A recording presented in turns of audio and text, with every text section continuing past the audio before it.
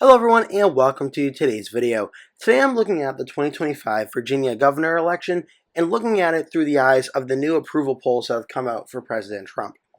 So if you're unfamiliar, there's going to be a governor election in the state of Virginia on November 4th, 2025 to replace term-limited Republican Governor Glenn Youngkin. Virginia's state constitution only allows a governor to serve for 4 years. They are not able to serve a consecutive 4-year term, meaning a governor could serve for 4 years, leave office, another governor serves for 4 years, the prior governor can run again. We saw Terry McAuliffe do this in 2021 where he ran against Glenn Youngkin, but a governor cannot serve back-to-back terms in the state of Virginia. So it's an open race right now. The candidates have already been decided for both parties. Trying to keep the race in the Republican hands is Lieutenant Governor Winsome Earl Sears. She is going to be the Republican nominee. And trying to flip the governor's mansion back to the Democrats is former Congresswoman Abigail Spanberger. She is the Democratic nominee, and that's the matchup for November. So I wanted to look at today's video through the eyes of the latest polling numbers that just came out for President Trump. President Trump's latest approval numbers right now have Trump at 45.3% approve to 52.4% disapprove. Overall, a spread of negative 7.1 for the president. And I'm mentioning this because what happens with the governor elections in Virginia and New Jersey is it's almost always a referendum on how the President of the United States and their administration is being viewed. You may have noticed this when I first started here, but as the Wikipedia article mentions, that this election may be an indicator of the popularity of Donald Trump's second presidency in the state. With the exception of 2013, where Terry McAuliffe won and got elected governor in a very close race, Virginia has elected a governor of the opposite party of the sitting president of the United States in every election since 1977. So what that means, barring one exception in 2013, and I'll even talk about that in a little bit, Virginia almost always elects a governor opposite of the president of the United States, which obviously means if Donald Trump, the Republican incumbent president, is in charge, that would bode well for Abigail Spanberger, the Democrat. And just to give you a look through recent history, what it's looked like in these elections, in 2021, Joe Biden was the president of the United States, Democrat, and Glenn Youngkin was able to win a very close election by 1.9% over the Democrat Terry McAuliffe. Going back to 2017, Donald Trump just got elected president. His approval numbers were not very high as well. And in this election, Ralph Northam, the Democrat, was able to defeat the Republican Ed Gillespie, who just actually ran a very close race a few years before that in 2014. And in this election, Northam won by about 9 points over Gillespie. Looking at that 2013 election, which the article mentioned, Obama just got reelected in 2012. And this election, the Democrat Terry McAuliffe actually won by 2.5% in this election, but it is worth noting he did get a third-party candidate getting over 6.5%. It'd be interesting to see if the third-party candidate was not involved. Maybe the Republican Ken Cuccinelli would have actually have won because he only got 45.23%, whereas in 2017, when Gillespie lost, Gillespie almost got 45% as well. So the third-party vote in 2013 may have made the difference. And the last one I'm just going to show you now, 2009, Obama got elected in 2008. He was the president of the United States. His approval numbers were starting to go down in early 2010. So kind of right before this, Bob McDonnell, the Republican, won the governor's race by over 17 points. So Virginia has had a pretty big precedent recently for electing the opposite candidate. The question will be, for 2025, does that precedent continue with the Democrat being favored to win? And the question will be, what will the margin be? Because Youngkin won by 1.9% in 2021, that would be a lean rating. The margin lean meaning over 1 point but under 5 points for the margin of victory. However, for Northam in 2017, Northam won by a likely rating. Likely meaning over 5 points margin of victory but under 15 points margin of victory. Northam was able to win by about 9%.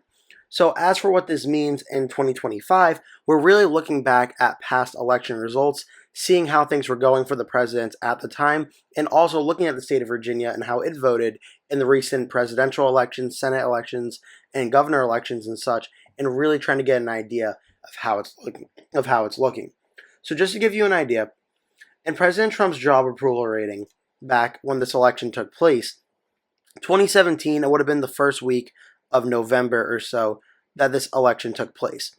So getting around November 7th or so, Trump's approval rating was sitting around 39.3% or 38.7% approve, and disapprove is about 56.6%. Unless things go really bad from now until November, I don't think Trump's approval ratings will quite be that bad. Because at 38.7%, even though Trump's approval numbers have been falling a lot the last few weeks, he would still have to go down another 7 points or so from now to November. I'm not sure that's going to happen. It's not impossible, but I wouldn't bet on that being the case. But Trump was really underwater when that happened. But still, that ended up being a likely Democratic win of about 9 points. Looking at President Biden, how he was doing, this election was happening around the first week of November of 2021. So around this period of time, Biden was sitting at around 43% and for approval. His disapproval was sitting around 51.1%. What's interesting is Biden being around 43, Trump being around 39 or so. I think for November for Virginia, I actually think we might get something kind of in between that, where Trump's approval ratings right now, seeing as the fact they're already at 45.3% and they've fallen about 6 points or so in the last few months, I think it's possible we could see Trump hovering around 40 to 41% in the polls if things continue on the trend they have been in the last few weeks. But if they don't, maybe Trump, over the next few months, his numbers rebound a little bit. Maybe the economy gets better, because I do believe the economy is one of the largest reasons Trump's approval numbers are falling so fast. In the recent polling that's been done on the issue, Trump's approval on the economy is down over 12.5%. I think if that rebounded, Trump's approval ratings may even go up maybe half a point or two over the next few months. But if Trump's approval numbers continue to do poorly on the economy, then I think we could see Trump's approval numbers continue to go down, and maybe even so into that low 40s, maybe even high 30s number by November. Another key important indicator for all of this is also, how are Democrats nationally feeling at the time? Are Democratic voters excited to get out and vote? Right now in the 2026 generic congressional vote, Democrats hold about a 2-point lead over the Republicans. And a 2-point lead for the Democrats, don't get me wrong, that would be very good. It would probably give the Democrats back the House. It would probably have them flipping 1 or 2 Senate races and holding the races they currently have, and probably flipping a few governor's races, maybe.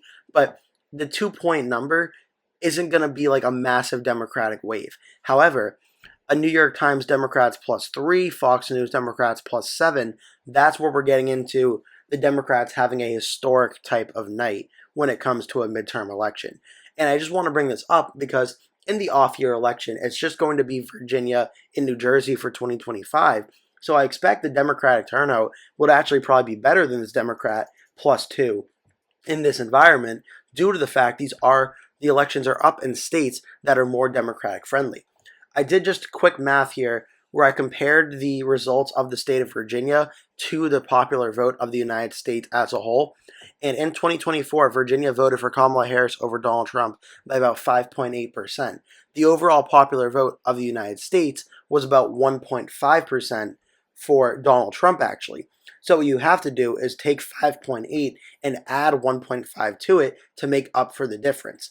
And then when you do that, let's do the quick math in the head here. 1 point would be 6.8. Another 0.5 would be about 7.3. So that 4.3 number is not correct, actually. It should say 7.3. So let me actually just change this just to make it more accurate. So yeah, 7.3 is what Virginia voted by to the right, or to the left, of the popular vote of the United States. It was 7.3. Back in 2020, when Joe Biden won the state of Virginia, he won Virginia by 10.1%. The popular vote of the United States was 4.4% for Joe Biden, for the Democrat, which means that Virginia voted about 5.7% more Democratic than the United States as a whole. So at 5.7 in 2020 and 7.3 in 2024, based on the overall popular vote of the United States, it would suggest that if the United States as a whole is like a 50-50 country, you could say Virginia would probably be a likely Democratic state based on the popular vote to state vote ratio of the last 2 elections. Now, this is just a rough estimate overall of the vote compared to the national vote. This is not a 100% like foolproof science. That one good election for the Republicans or Democrats could totally misprove this, but at 7.3% in favor of the Democrats compared to the national vote would suggest Virginia starts out as a likely Democratic state.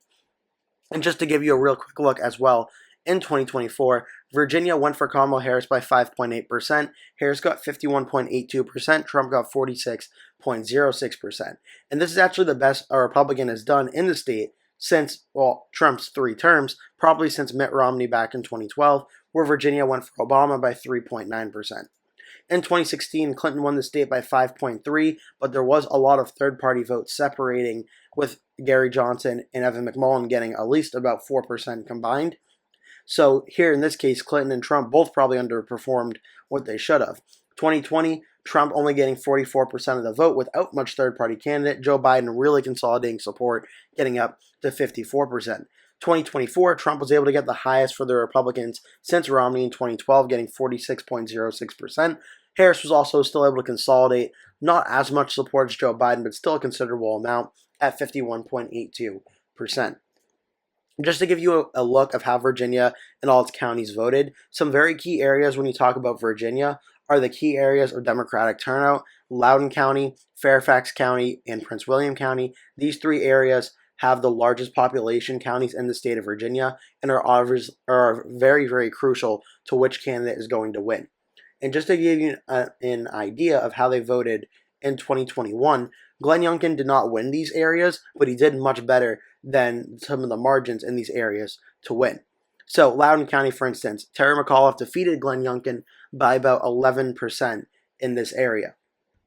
In 2024, Kamala Harris won it by 16 points, about a 5% improvement. Fairfax was about a 34.7% win for Harris over Trump. Back in 2021, Fairfax, doing quick math here, probably around a 31-point win or so, about 29 or about 30 points or so.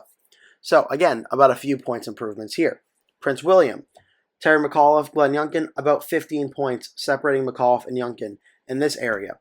In 2024, it was a win for Harris by about 18 points. So about 3 points improvement in Prince William, 5 points in Loudoun, and about another 4 points or so in Fairfax. So these just incremental changes, coupled with voter turnout likely being lower than a presidential race, but the percentage differences in these 3 areas led what was a 1.2 or 1.8% win for Youngkin to about a 6-point win for Harris. These 3 areas were very crucial for that. Also very notable, a lot of suburban areas in the state of Virginia voted more blue in 2024 than they did in 2021. Right down here, Virginia Beach, this is a very key toss-up area in the state of Virginia. When a Republican's winning statewide, you're typically going to see this county voting red. It voted for Kamala Harris by about 2.6% over Donald Trump in 2024. Very, very close, but still going for the Democrat. In 2021, Youngkin won this area, and he won it by 8 points. So a very big shift here of about 10 points or so from 2021, the governor's race, to 2024 presidential race. Chesapeake voted for Glenn Youngkin over Terry McAuliffe by about 6 points as well. Looking in 2024, Chesapeake voted about 3.8% for Harris. Just one more, Sussex County voted for Harris by 4.4%. If you were to look at 2021, Sussex County voted by just about 1.4%. So, in the key suburban areas, Youngkin won a lot of these areas, but also in the ones that McAuliffe did win, the margins were a lot smaller than they were in 2024. Which, when you look at it, Youngkin was able to win pretty much all the areas Trump won in 2024, looking back obviously, but also expand on the margins in the areas, winning more suburban counties, and limiting the Democratic votes in the areas that did go Democrat. The question will be for 2026, can Winsome Sears do that against Abigail Spanberger in an election environment, and that's all more likely, based on history, going to benefit the Democrats a great deal. So as for the 2025 governor's elections for the state of Virginia right now, I would personally have the race starting out as that likely Democrat number. Again, likely Democrat means it goes for the Democrats by more than 5 points, but goes for the Democrats by under 15 points. I don't think we're going to see Virginia get close to that 15% threshold, but I think similar to 2017, where it was about a 9-point win for the Democrat over the Republican, I think 2025 is shaping up to be right now somewhere around like 7.5%, where Trump's approval numbers aren't as poor as they were back in 2017, but they're not really as far away from being what Joe Biden's were, where it was a close race but did go red. Again, it was the reversal of it in 2021 where it was a Democratic state voting red. This time around, it'll be more of a likely Democratic state voting blue.